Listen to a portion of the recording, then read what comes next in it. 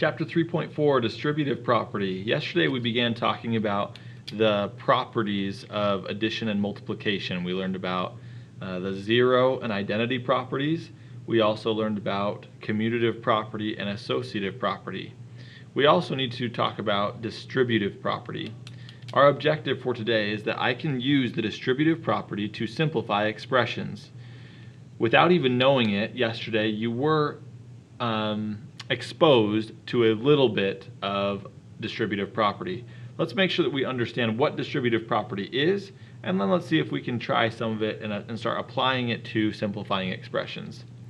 Distributive property means to pass out. So to distribute means to pass out when we use the distributive property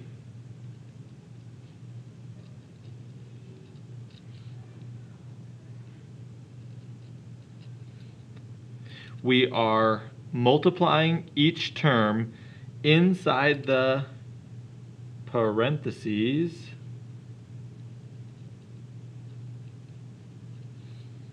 with the term outside the parentheses. For example, we have the number 5, or the term outside the parentheses, 5, and we are going to multiply it by all of the terms inside of the parentheses. So we're going to pass out or distribute the 5 to everything inside of the parentheses. So now we have 5 times x and plus 5 times 6.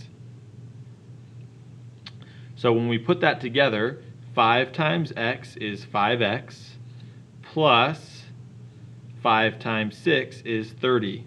So we have distributed or passed out the 5 to everything inside of the parentheses. So let's practice together. Use the distributive property to simplify the expression. So we have 3 times x plus 4. So we need to distribute the 3 or pass it out to everything inside the parentheses. 3 times x, 3 times 4. So now we would just rewrite that exactly like we just said it. We have 3 times x plus, because there's a plus sign in between the two terms in the parentheses, 3 times 4. Now we just need to simplify this part of the expression. 3 times x is 3x. We just take out the multiplication sign, plus 3 times 4 is 12. Let's try another one. We're going to pass out or distribute the 8 times 12 and 8 times a. So we rewrite it as 8 times 12 plus 8 times a.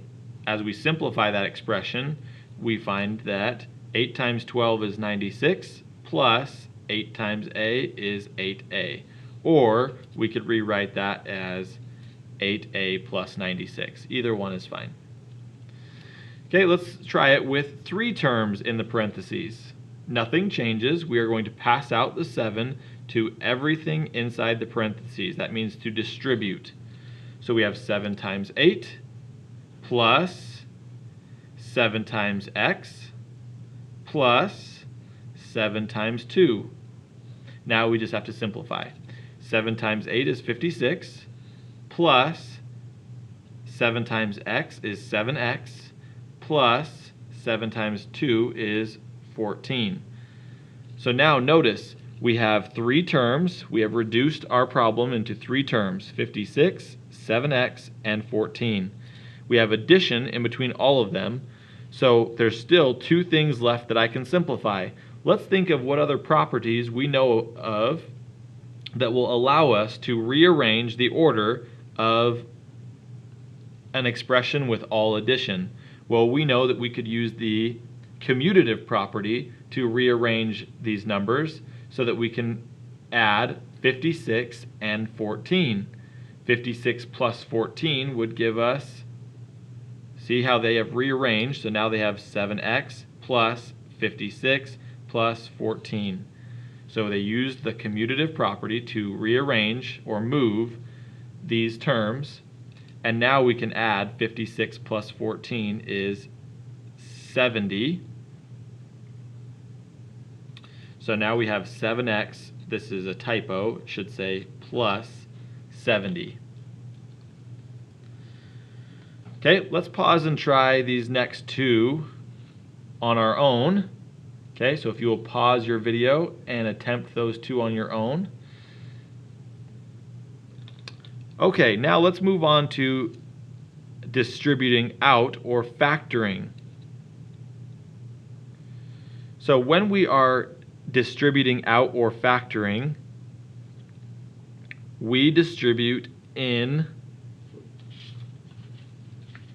hold on, give me a second.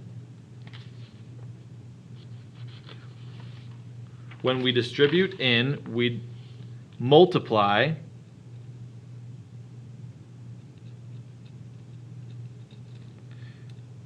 so when we distribute out, we divide. Divide by a common factor. So what this means is when we distributed in, okay, see how we distributed the numbers into the parentheses. Well, now we're going to work backwards. We're going to start with an expression like this, and we're going to distribute out, which means we have to divide by a common factor. So let's see if we can find an example. 4x plus 8.